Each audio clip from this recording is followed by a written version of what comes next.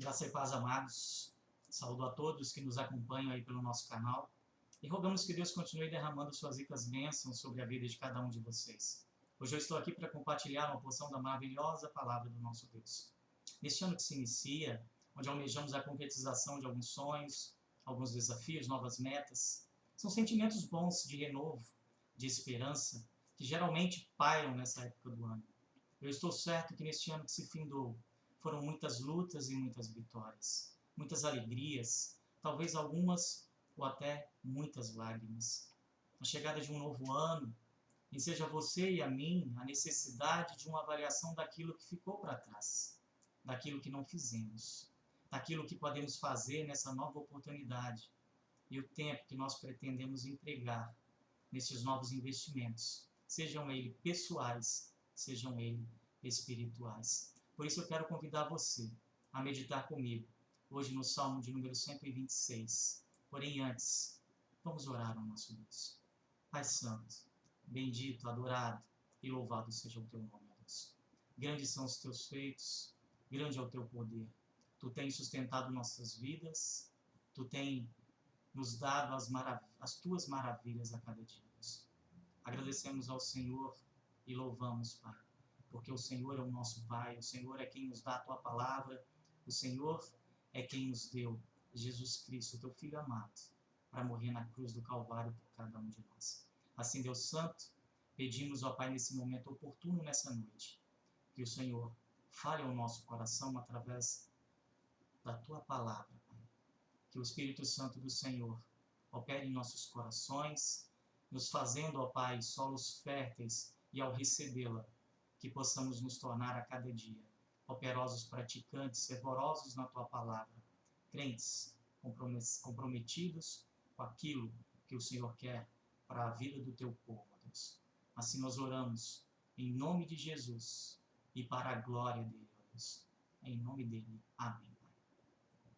Bom, vamos estar lendo esse texto, um texto muito lindo da palavra do nosso Deus. Salmo de número 126. Quando o Senhor restaurou a sorte de Sião, ficamos como quem sonha. Então, a nossa boca se encheu de riso e a nossa língua de júbilo. Então, entre as nações se dizia: grandes coisas o Senhor tem feito por eles. Com efeito, grandes coisas fez o Senhor por nós. Por isso estamos alegres. Restaura, Senhor, a nossa sorte, como as torrentes no Neguebe. Os que com lágrimas semeiam, com júbilo ceifarão. Quem sai andando e chorando enquanto semeia, voltará com júbilo, trazendo seus feixes. Esse é um texto muito conhecido da palavra do nosso Deus. E quando nós, como nós dissemos aqui, no meditar daquilo que nós podemos fazer, daquilo que nós pretendemos fazer nesse ano que se inicia, a primeira coisa que quando nós lemos esse texto nos leva a pensar é que não há possibilidade de pensarmos no que fazer nesse novo ano, sem pararmos para agradecer e contar as muitas bênçãos que nós já recebemos. Nós não podemos ser ingratos com o nosso Deus. Deus nos tem dado muito mais daquilo que nós merecemos. O sol, a chuva, Deus nos tem dado a vida. Deus nos tem dado a saúde. Deus nos tem dado o alimento a cada dia. Deus nos tem dado a nossa família. Deus nos tem dado todas as bênçãos e as maravilhas da sua graça. Toda boa dádiva procede das mãos do nosso Deus. Como é importante você agradecer. Como é importante você relembrar as bênçãos. Como é importante você contar essas bênçãos do nosso Deus. Como foi aqui relatado nesse salmo. Esse salmo é o relato de um povo que saiu de um cativeiro, onde amargou o sofrimento, o choro, a dor, a opressão. Foi por um milagre de Deus. Da mão poderosa do nosso Deus, os grilhões foram quebrados e o povo retornou à sua terra. E agora, esse povo vai, através desse cântico, agradecer a Deus. Esse povo era aquele mesmo povo que era triste, amargurado, como foi relatado lá no Salmo de número 137, onde as margens dos rios da Babilônia se assentavam e choravam. Lembravam de Sião. Então, este mesmo povo agora canta e diz: quando o Senhor restaurou a sorte de Sião, ficamos como quem sonha. Então a nossa boca se encheu de riso e a nossa língua de júbilo. Então entre as nações se dizia: grandes coisas o Senhor tem feito por eles. Com efeito, grandes coisas fez o Senhor por nós. Por isso estamos alegres. Esse é o mesmo povo, lá no Salmo 137, que vai reclamando, né, que não tem como adorar a Deus. Agora esse mesmo povo está aqui alegre, porque Deus o sustentara, porque Deus o tirara ali da escravidão, né, da servidão. A alegria do povo estava ligada à libertação do cativeiro, à quebra dos grilhões, ao rompimento da escravidão. A alegria do povo estava no fato de Deus ter trazido vida, onde só existia morte, onde existia escravidão. De Deus ter trazido alegria onde havia choro, de Deus ter trazido liberdade onde havia escravidão. É claro que os filhos de Deus têm muitas coisas para agradecer a Ele, sobretudo pelo presente da vida eterna. E poder olhar para o passado e ver como Deus foi generoso, como Deus é abençoador, como Deus é amável, como Deus foi perdoador, como Deus rompeu os grilhões da morte, do pecado e do inferno, fazendo com que os seus filhos sejam pessoas livres e justificadas diante do trono da graça. Quantas coisas boas, quantas maravilhas Deus já fez na nossa vida. Quantas maravilhas Deus já fez na sua vida.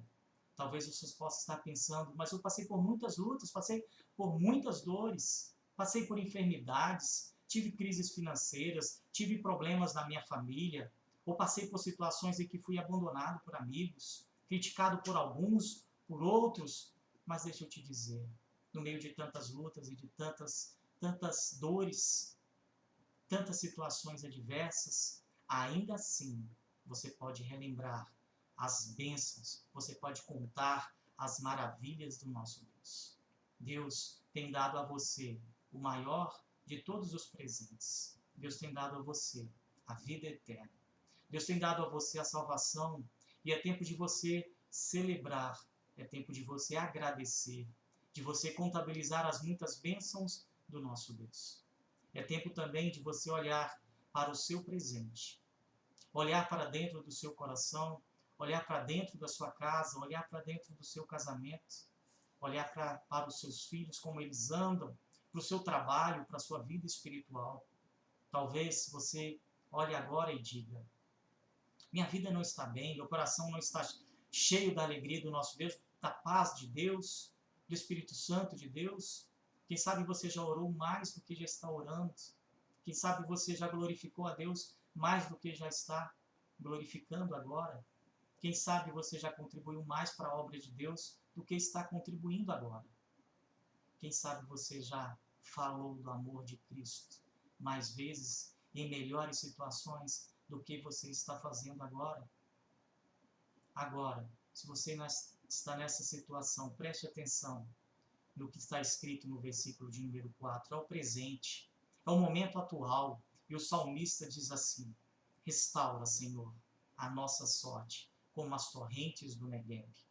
Então, como o salmista mesmo disse, é o tempo de pedirmos restauração. Se você está passando por tudo isso que eu acabei de falar, peça restauração. É hora de voltarmos ao primeiro amor, um novo começo. As vitórias de ontem são as vitórias de ontem. Hoje nós temos que ter as novas, e isso buscar a cada dia. Hoje você precisa de novas vitórias. Você precisa estar cheio do Espírito Santo a cada dia e não olhando para aquilo que ficou para trás. Você é uma bênção. Você tem que ser uma bênção na igreja onde você estiver hoje e não olhar para aquilo que você já foi um dia. Você precisa ser uma bênção nesse novo ano que se inicia. Você precisa refletir e assim perceber que Deus pode restaurar, como restaurou aqui, como ele diz, como ele próprio diz aqui no versículo 4, e o salmista pede: restaura, Senhor. Restaura. Restaura. Deus pode restaurar a sua alma, Deus pode restaurar as suas forças, Deus pode restaurar o seu ânimo, restaurar os seus sonhos, restaurar os seus projetos, restaurar o seu casamento. restaurar a sua família. Passar por tribulações não é um momento para desespero. O deserto pode florescer, na sequidão pode suscitar rios volumosos de vida. Então, é tempo de você orar, como o salmista, e dizer ao Senhor: restaura, Senhor, restaura a nossa sorte, tenha misericórdia. Só Deus pode restaurar, não é a nossa força, não é a nossa capacidade, a nossa inteligência, pois não depende de quem corre ou de quem quer, mas de Deus usar a sua misericórdia. É Deus quem pode trazer cura e restauração para a sua vida e para a sua família neste novo ano. Para isso, você pode colocar diante dele. E é preciso, como o salmista, é preciso orar. Restaura, Senhor. Restaura, Senhor. Quem sabe você está precisando fazer a sua oração em favor da sua vida, do seu casamento, dos seus filhos, da sua igreja, do seu trabalho, pela sua saúde. Quem sabe você está necessitando do agir de Deus na sua vida, de um toque restaurador do Senhor na vida e na sua família. Não acredite que seus problemas são impossíveis de serem resolvidos. O que o salmista está pedindo aqui não é algo fácil. Ele está pedindo aqui um verdadeiro milagre de Deus. Ele está dizendo assim: restaura, Senhor, a nossa sorte como as torrentes do Negueb. O Negueb é o maior deserto da Judéia. O lugar que tem montanhas e vales, o lugar pedregoso, arenoso, improdutivo, mas com a chegada de grandes temporais lá nos montes, formam-se rapidamente impressionantes e grandes torrentes, descendo em grande volume por esses montes, e assim vai abrindo, rasgando as areias daquele deserto, e abrindo verdadeiros sulcos, buracos ali naquele deserto, e assim formando ali verdadeiros oásis, fontes, e até áreas férteis. Rios correndo em pleno deserto. É sempre algo espetacular. Isso porque eles retratam coisas completamente opostas. De um lado, a aridez, a improdutividade, de outro, a possibilidade da fertilidade, abundância, vida. É nesse local que tudo pode florescer e tudo pode ficar verde novamente. Que tudo pode ganhar vida novamente. O que o salmista está pedindo aqui é isso. Algo impressionante. Talvez você precise ter certeza e dizer: Deus, a minha vida está como um deserto. E o Senhor pode fazer com que os rios de água viva do teu Espírito Santo rasguem as entranhas e assim torne esse deserto mais uma vez produtivo, verde, para que tudo volte a florescer na minha vida. Você precisa, você pode fazer essa súplica para Deus. Deus é um Deus que restaura. Deus é um Deus que escuta o quebrantado de coração. Bendito seja o nosso Deus, que não nos rejeita a oração. Talvez você possa pensar: mas o meu casamento acabou. Tudo secou, o sentimento não existe mais, não tem mais vida, não tem mais alegria, não tem prazer, não tem mais romantismo. Acabou o meu amor para com o meu cônjuge. Eu quero dizer para você que Deus pode restaurar, Deus pode ressuscitar seu casamento, esse amor que já existiu. Deus pode restaurar tudo de novo na sua vida. Deus pode fazer esse deserto do seu casamento florescer. Deus pode restaurar a sua família, que está como um deserto. Ela pode florescer e frutificar novamente. Deus é o Deus de milagres. Deus é o Deus dos prodígios. Deus é o Deus que faz com que a mulher estéril viva alegre, mãe de filhos. Deus é o Deus que dá vista aos cegos. Aquele que dá fala aos mudos, é aquele que faz o paralítico andar. Deus é o Deus que abre os rios. E já fez até o mar se abrir. Ele pode fazer. Ele pode abrir e fazer você andar sobre as águas. E pode fazer verdadeiras águas fluírem dentro de você. Ele já fez isso com a rocha e pode fazer também na sua vida. Restaura, Senhor. Você pode pedir, você pode suplicar e colocar diante do Pai. Neste novo ano, é tempo de você olhar para frente. É tempo de você olhar para o futuro. Você já olhou para trás para relembrar as bênçãos de Deus. você já olhou para o presente, para você ver como está a sua vida e pedir restauração para Deus, para que Deus possa renová-lo. Mas você também precisa olhar para o futuro, para fazer grande semeadura e investimento na sua vida, nesse novo ano que se inicia, e assim continuamente na sua vida.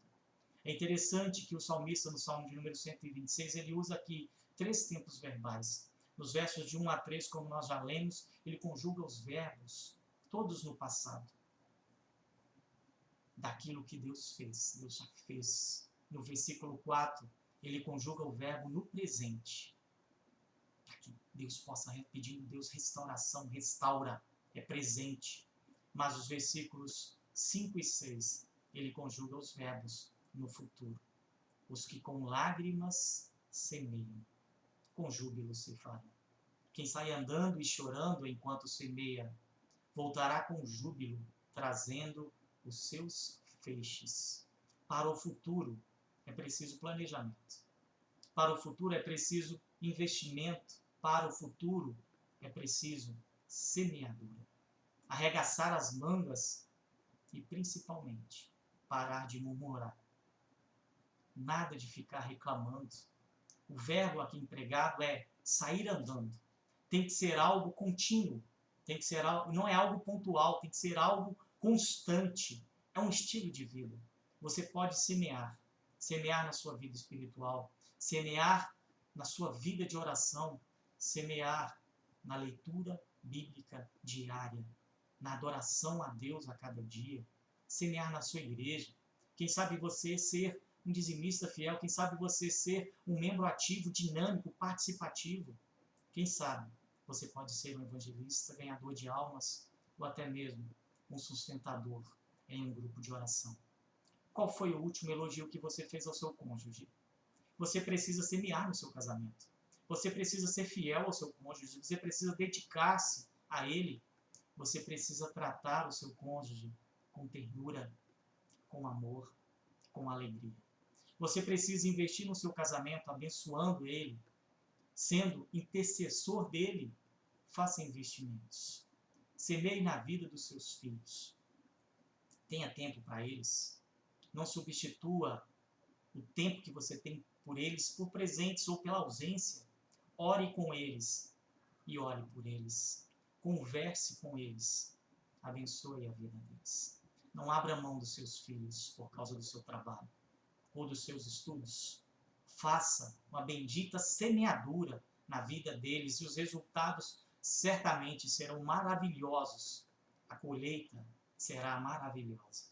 E a você, filhos, que hoje nos escutam, tenha um tempo para os seus pais. Escute os seus conselhos. Ore por eles. Abençoe os seus pais. Faça investimentos na sua vida. Seja mais dedicado. Seja mais zeloso, mais comprometido. Seja mais fiel àquilo que Deus chamou você para fazer. Existem muitas conquistas, muitas vitórias, muitas bênçãos que você pode receber. Muitos desses investimentos serão debaixo de lágrimas. Não será fácil. Muitos dos nossos desafios serão difíceis, muito difíceis. O salmista diz aqui que aquele que semeia com lágrimas, com júbilo se fará. Aquele que sai andando e chorando enquanto semeia, voltará com júbilo trazendo os seus feixes. A semeadura pode ser com lágrimas, mas a colheita será com alegria. A semeadura pode ser difícil, trabalhosa, dificuldades, mas a colheita vai ser abundante. Creia nisso. Semeie. O que é que nós podemos extrair nesse texto maravilhoso da palavra de Deus? O que nós podemos extrair como aplicação para as nossas vidas? Primeiro, nós precisamos entender e ser gratos a Deus por tudo o que Ele já fez por nós. O que seria de nós se não fosse a boa mão do Senhor nos guiando, nos protegendo? Segundo, precisamos refletir como está a nossa vida diante de Deus e pedir para Ele restauração, aquilo que precisa ser restaurado, para que Ele nos tire as escamas e a trave dos olhos, para que Ele nos tire o orgulho e a soberba que muitas vezes toma conta do nosso coração. Em terceiro, precisamos semear. Se estamos passando por tempos de fartura, se estamos passando por tempos de tribulação, de sequidão ou tristeza, precisamos semear, precisamos investir, mesmo parecendo que não vai chover. Precisamos caminhar. É algo constante. Se você deseja ficar como salmista, como quem sonha, sonhar é muito bom. Né? Viver o sonho, praticar o sonho, a cada dia viver é algo maravilhoso. Encher a nossa boca com riso. E isso é muito bom. E eu vou dar 3 áreas para que você faça, né, esse investimento na sua vida, neste novo ano que se inicia. 3 áreas bastante conhecidas, mas que têm que ser prioridades nesse ano que se inicia, nas suas novas metas, nos seus novos investimentos. Primeiro, precisamos investir. Você precisa investir no seu relacionamento com Deus. Você precisa falar mais com Ele, ler seus mandamentos. Deus quer que você o coloque em primeiro lugar da sua vida. Ele quer as primícias, Ele não quer as sobras. Tantas vezes nós só damos as sobras para o nosso Deus. O tempo que sobra, né? As pessoas estão cada vez mais se enchendo de coisas, tem menos tempo para Deus. As pessoas estão cada vez mais enchendo as suas agendas de coisas vãs e não tem mais tempo para Deus. Se um sermão ou uma mensagem bíblica, por exemplo, agora, passar de 30 minutos, muitos já começam a se remexer no banco, na igreja, ou até mesmo em casa. Né? Pessoas não têm mais tempo para Deus. Ficar 30 minutos vendo uma mensagem é algo difícil, é penoso, por muito menos ainda. As liturgias estão sendo remodeladas para que o público ali presente se sinta bem, tirando totalmente o sentido do culto público, que é tão somente a adoração a Deus. As agendas estão cada vez mais cheias de trabalho, de estudos, de séries, de novelas. Você precisa rever o que é prioridade na sua vida. Você precisa verificar onde está o seu interesse, o seu tesouro, pois aonde estiver o seu tesouro, aí também estará o seu coração. Invista no seu relacionamento com Deus. Se você não prioriza, peça a Ele para que restaure essa comunhão. Se você não sente mais prazer em louvar, bem dizer, de orar a Deus, peça a Deus para mudar isso na sua vida. Peça a Ele, como o salmista pediu, restaura, Senhor. Peça a Ele. O segundo investimento, precisamos investir no nosso relacionamento familiar. Nós já dissemos aqui, a família é uma das maiores bênçãos que Deus nos concedeu. Se dedique a ela, invista seu tempo. Não deixe o seu trabalho, a sua escola roubar o lugar que é da sua família. Nenhum sucesso compensará a ruína de uma estrutura familiar. Nenhum dinheiro irá pagar o que você vai gastar em clínicas ou noites mal dormidas por um filho viciado em drogas. Nossa família é o maior bem que nós possuímos. Invista pesado nela. Precisamos investir, a terceira coisa, na nossa família da fé, na nossa igreja. Foi ali que Deus te colocou. A igreja não é um lugar só para nos sentirmos bem. A igreja é o corpo de Cristo, o rebanho do Deus Altíssimo. Precisamos estar envolvidos, comprometidos em sustentar, comprometidos em sustentar, em suprir as necessidades com a nossa presença, com o nosso testemunho, com nossos dízimos, as nossas ofertas, com nossas orações. Precisamos desenvolver os dons e talentos que Deus nos deu. Foi dados pelo nosso Senhor. Nós conhecemos bem o texto lá que fala sobre a parábola dos talentos. Essa parábola é narrada lá em Mateus número 25. Se você ainda não conhece, abra lá, Mateus 25. Lá está a distribuição dos talentos. Não os enterre, pelo contrário, os faça frutificar. Multiplique-os, trabalhe. Que Deus abençoe ricamente a sua vida. E que você tenha um excelente ano, reconhecendo o que Deus já fez na sua vida e o que Ele ainda fará. Pare de olhar para as adversidades. Quem só olha e quem só observa o vento, nunca semeará. E o que atenta para as nuvens, nunca cegará. Pare de ficar só observando os ventos. Pare de ficar só observando o tempo. Ajuste as velas. Reme, semeie e verás o que Deus tem prometido para aqueles com que lágrimas semeiam. Deus tem prometido bênçãos para o seu povo. Quando há uma semeadura, quando há um compromisso, quando há seriedade e zelo na prática da palavra de Deus. Que Deus continue te abençoando, que Deus faça-nos gratos e verdadeiros semeadores no reino dele. Que assim Deus nos abençoe. Amém. Vamos orar. Santíssimo Deus, mais uma vez agradecemos pela tua palavra, Pai. Ela fala ao nosso coração e como salmista aqui, Pai, temos muito que agradecer ao Senhor. Temos muito, ó Deus amado, que nos colocar em joelhos agradecendo ao Senhor por tantas bênçãos que o Senhor tem nos dado, Deus. E também te pedir perdão por muitas coisas que nós poderíamos ter feito para o Senhor. Por muitas coisas que nós deveríamos, ó Pai, ter honrado a Tua palavra e deixamos as oportunidades de lado. Por isso, ó Pai, pedimos que o Senhor, como o salmista também pediu, restaure, ó Deus, as nossas vidas, nos coloque em retidão com a Tua palavra, que nós venhamos, ó Pai, a ser crentes zelosos de boas obras, com as mãos, ó Pai, adestradas para o Teu trabalho, que nós possamos ter planejamento, ó Deus, não somente nas nossas vidas, mas que as nossas coisas seculares possam redundar naquilo que nós fomos chamados.